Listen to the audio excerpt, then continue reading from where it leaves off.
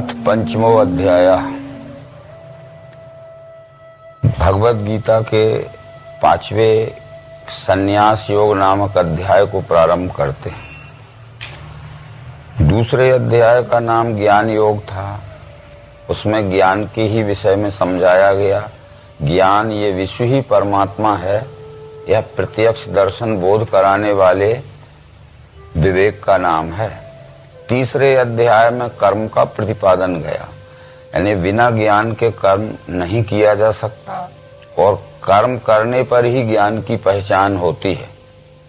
इसलिए चौथे अध्याय में ज्ञान कर्म संन्यास योग कहा गया, यानी जिसने अपने ज्ञान को कर्म में व्यवहार में और अपने कर्म व्यवहार को ज्ञान में जोड़कर एक रूपता प्राप्त कर ली है, परंतु संन्यास यानी फलाशक्ति छोड़कर जो सेवा में भक्ति में कर्म करता है, ये चौथे अध्याय में समझाया।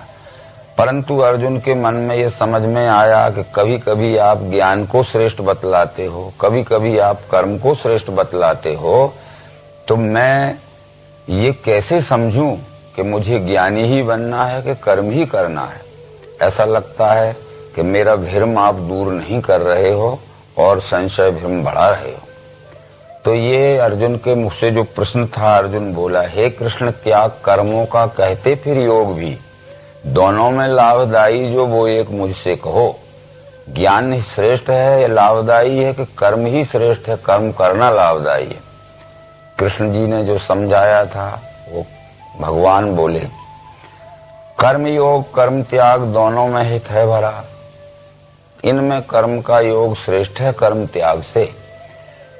कुछ कर्म ऐसे रहते हैं कि जिनको करना ही आवश्यक होता है, वो त्यागना नहीं पड़ते, और कुछ कर्म ऐसे रहते हैं कि त्यागने से ही लोकहित होता है। इसलिए ज्ञान पूर्वक कर्म को करना और ज्ञान से जिन कर्मों को सेवा में उपयोग नहीं किया जा सकता उनको त्यागना, क्योंकि ये विचार सांख्य शास्त्र के आधार पर कहे गए हैं। सांख्य शास्त्र ने ये कहा है कि गुणानाम च दोषाणाम प्रमाणम प्रभागता कंचिदर्थम अभिप्रेत्य सांख्यत्य विधीयते। जिन कर्मों के करने में लोकहित अधिक होता हो उन कर्मों को अवश्य कर लेना चाहिए, और जिन कर्मों के करने में लोकहित कम है उन कर्मों को छोड़ देना चाहिए।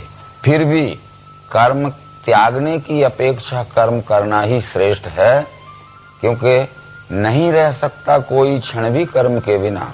जीवों से करवाते हैं स्वभाव गुण कर्म। ये कृष्ण ने कहा कि ये प्राणी मात्र बिना कर्म किए एक क्षण भी नहीं रह सकता है, इसलिए कर्म तो करना ही पड़ेगी, परंतु कर्म की शुद्धि ज्ञान के द्वारा अच्छी तरह से परख के कर लेना चाहिए, ताकि हमारे कर्म करने से हमारे से सबको सुख शांति ही मिले। जो स्थान सांख्य योगी का वही है कर्म योगी का। ज्ञान योगी ज्ञान के द्वारा जिस स्थान को प्राप्त करना चाहते हैं, कर्म योगी भी कर्म मार्ग पर चलकर उसी गंतव्य स्थान पर पहुंचना चाहते हैं। इसलिए ज्ञान और कर्म एक ही चीज के पर्यायवाची नाम है। ज्ञान कहते हैं जान लेने को, कर्म कहते हैं चलने को।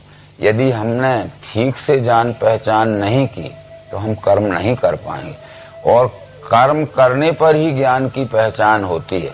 यानी ज्ञान का मूल्यांकन केवल कर्म व्यवहार में दिखता है।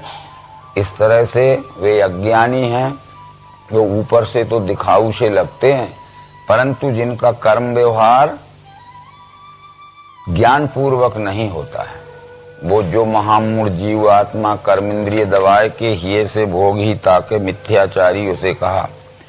परंतु जो निश्चय की स्थिति में पहुंच गया है उसमें अहम कर्ता भाव नहीं रहता है, यानी मैं कुछ भी नहीं करता माने युक्त तत्वविद। सुने छुए लखे सूंगे खावे सोवे हिले चले, बोले त्याग करे लेवे वो खोले नेत्र मूंद ले। इंद्रियां इंद्रियार्थों में खेलें यह धार के, उसके शरीर के, इंद्रियों के, मन के, बुद्धि के सब कर्म अपने सहित संपूर्ण प्राणी मात्र को सुख शांति पहुंचाने के लिए होते हैं, क्योंकि जिसको ये विश्व ही परमात्मा है, विश्व ही ब्रह्म है, इस निश्चय में स्थिति हो चुकी है। इसलिए ब्रह्म के ध्यान से कर्म जो करे फल त्याग के, पापों में वो नहीं डूबे जल में पदम पत्र ज्यों। ये विश्व ही ब्रह्म है, ऐसा वेद मंत्रों में कहा गया है। ओम ब्रह्म ही वेदम मृतम, पुरस्तात् ब्रह्म पश्चात ब्रह्म दक्षिणताश्चोत्तरेण अधा च ऊर्ध्वम पृष्ठम ब्रह्म वेदम विश्वमिदम वरिष्ठम। इस तरह विश्व रूपी परमात्मा, विश्व रूपी ब्रह्म को अच्छी तरह से देखकर जानकर इस विश्व रूपी परमात्मा की सेवार्थ जो कर्म करता है फलाशक्ति छोड़ के, तो लिप्यते न सा पापेन पदम पत्र में बाम विषा, वो उसको कर्म का दुखमय फल नहीं भोगना पड़ता है। वो पापों में इस तरह नहीं फंसता है जैसे पानी में उत्पन्न हुआ कमल का पत्र। ये कमल पत्र का उदाहरण दिया है जो अपने आप में एक ही है। ये कमल का पौधा पानी कीचड़ में होता है, उसी में बढ़ता है, उसी में जिंदा रहता है, उसी में फलता फूलता है। पर पानी में उसके पत्र को भिंगाना चाहोगे तो भींगता नहीं है। इसीलिए हमारा भी सांसारिक जीवन ऐसा होना चाहिए कि जिस संसार में हम हुए हैं, जिसमें रहते हैं, जिसमें जीवित हैं, जिसमें सब प्रकार के सुख भोग रहे हैं, मगर हम संसार से अलग हो गए जाएंगे तो हमारा एक क्षण भी अस्तित्व नहीं रह सकता। इस तरह से ये अनासक्त भाव से प्राणी मात्र के रूप में दिखने वाले अपने से सबको सुख शांति की सेवा के कर्म करना चाहिए। बहुत से विचार ऐसे थे जो दूसरे जगह आए हैं। जैसे एक पतंग रहती है, एक पतले से धागे में बंधी होती है, तब वो आसमान में तैरती है। यदि पतला धागा भी काट दिया जाए तो वो जमीन से ही नहीं उठ सकती, और मोटे रास्ते में बांध दी जाए तो भी नहीं उठ सकती। इसलिए इस मनुष्य को भी संसार में तो रहना है, परंतु इसकी आसक्ति अति अल्प होना चाहिए, और अति आसक्ति में फंस जाने से ये संसार में अपने जीवन को सुखमय नहीं बना सकता है। अयोगी को महाबाहु संन्यास दुख से सदे, योग युक्त मुनि को ही ब्रह्म तत्काल है मिले। अयोगी, योगी और योग युक्त, ये तीन शब्द भगवत गीता में आए हैं। अयोगी कहते हैं जिस जीव का अभी इस विश्व ब्रह्म से योग दर्शन नहीं हुआ है, तदात्मता का योग नहीं हुआ है, वो अयोगी है। परंतु जिस शरीरधारी मानव जीव आत्मा ने इस विश्व ही परमात्मा है, इसका दिव्य चक्षु योग से दर्शन करके एकात्मता का योग कर लिया है, वो योगी है। परंतु योगी हो जाने के बाद भी जो स्वकर्म द्वारा सेवा में लग गया है वो योग युक्त है। इसलिए योग युक्त मुनि को ही ब्रह्म तत्काल है मिले। जब हम विश्व से अपनी एकात्मता का योग कर लेते हैं और तदनुसार हम अपने स्वकर्म द्वारा व्यवहार के मार्ग पर चलने लगते हैं तो हम तत्काल ही उस ब्रह्म में तद्रूपता प्राप्त कर लेते हैं। ये श्लोक का आशय यही था। योग युक्त की पहचान है जो शुद्ध चित्त होता है, जिसकी इंद्रियां मन वश में होते हैं, और भूतात्मा कुर्मन्नपि न लिप्यते, वो भूतों में आपको देखे करे भी कर्म मुक्त। वो भूतों में यानी संपूर्ण दृश्य मात्र के छरा सर्वाणी भूतानी आपको यानी आत्म भाव से देखे, यानी पुरुषोत्तम भाव से। यहाँ त्रिपुटी भगवान श्री कृष्ण ने समझाई है। भूतों में यानी क्षर में आपको यानी अक्षर को देखे, यानी पुरुषोत्तम भाव से। तो अपने में ही आप जब देखता है तो सब प्रकार के कर्म करते हुए वो कर्म के फल बंधन में नहीं पड़ता है। इसलिए ये आगे की बात जो है, फलों को त्याग के योगी मिले अचल शांति में, अयोगी वासना से ही फल चाहे फिरा कहे। अब फल इच्छा त्याग जहाँ भगवत गीता में कहा गया है, वो निष्काम सकाम भाव भगवत गीता में समझाए गए हैं। सकाम उसे कहते हैं कि हम जो कर्म करते हैं उसका सुखमय फल जो हमें मिलता है वो केवल हमारे व्यष्टि सुख भोग के लिए ही उपयोग होवे, इसका नाम सकाम है। पर हम जो कर्म करते हैं, कर्मकर्ता को जो सुखमय फल मिलता है तो अपने से सर्वहित के लिए उपयोग होवे, इसका नाम निष्काम है। कर्म तो करना ही पड़ेगा, क्योंकि पूर्व में ये कृष्ण जी कह चुके कि नहीं रह सकता कोई क्षण भी कर्म के बिना, जीवों से करवाते हैं स्वभाव गुण ये कर्म ये। तो निष्काम सकाम का इतना ही भगवत गीता में विचार है कि जो अपने सुख स्वार्थ के लिए करता है वो सकाम है, और जो कर्म करते हुए उसका फल मिलता है, सर्वहित के लिए उपयोग करता है, वो निष्काम है। इस हेतु से वो कहा गया कर्मों को मन से योगी त्याग के सुख में रहे, नौ द्वारों के पुरी में ही करवाता करता नहीं। कर्म इंद्रियों से होते हैं, परंतु इंद्रियों का प्रेरक मन है। यदि मन में कोई इच्छा ना होगी तो इंद्रियां कर्म नहीं कर सकेंगी। इसलिए कर्म को मन से ही त्यागना पड़ता है, कर्म की फलाशक्ति मन से ही त्यागना पड़ती है, क्योंकि मन एव मनुष्याणाम कारण बंधन मोक्षयो बंधस्य विषया संगी मुक्तस्य निर्विषयम तथा। इस भगवत गीता के 5वें अध्याय में विषय भी समझाया गया है, जो आगे अपन देखेंगे।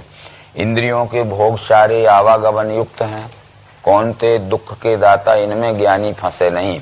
इंद्रियां जो हैं हमारी स्थूल सूक्ष्म दो प्रकार की इंद्रियां हैं। स्थूल इंद्रियों को कान आंख त्वचा जीभ नासिका कहते हैं, ये बाह्यकरण है।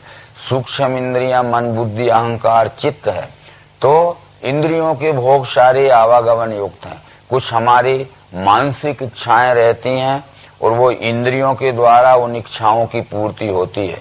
इसलिए जिसका मन नियंत्रण में हो गया है, मन अनुशासित हो गया है, बस में हो गया है, तो फिर उसकी इंद्रियां बहिर्मुख यानी विपरीत गामी नहीं हो सकती हैं। इसलिए कर्मों को मन से योगी त्याग के सुख में रहे। काम क्रोध नहीं जिनमें आत्मवेदता मनोजयी, वो योगी देह के होपते मरे पे ब्रह्म रूप है। काम क्रोध नहीं जिनमें आत्मवेदता मनोजयी, जो आत्मदर्शी पुरुष हो गए हैं, यानी विश्व ही परमात्मा है, यह दर्शन जिनका निश्चय होके स्थिर हो गया है। तो ऐसा तो नहीं हो सकता है कि किसी में काम क्रोध न लो, परंतु उनके काम क्रोध लोभ विकृत रूप में नहीं रहते हैं।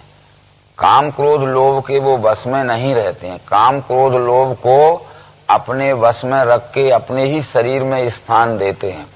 ये आत्मनिश्चयी पुरुष काम क्रोध लोभ को जब जरूरत के अनुसार बुलाते हैं तब उनका काम क्रोध लोभ आता है, परंतु अज्ञानी जीव को न बुलाते हुए काम क्रोध लोभ जबरदस्ती उसके सिर पे आवेशित हो जाते हैं। इसलिए काम क्रोध रहित कोई नहीं रह सकता है। केवल काम क्रोध लोभ के वश में नहीं होना है, काम क्रोध लोभ को अपने वश में रखना है कि जब जरूरत पड़े, जब लोक हित के लिए उनका उपयोग किया जाए।